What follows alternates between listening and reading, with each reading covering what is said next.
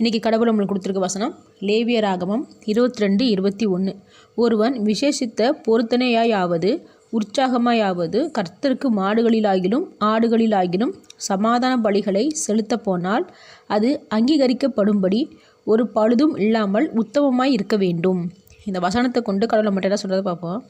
தேவன் சொல்கிறாரு, ரொம்ப ஸ்பெஷலான பொருளோ இல்லை காணிக்கோ நீ உற்சாகத்தோடு செலுத்தும் போது அதை நான் ஏற்றுக்கொள்ளத்தக்கதாக குறையில்லாமல் உத்தமமாய் இருக்க வேண்டும்னு சொல்கிறாரு.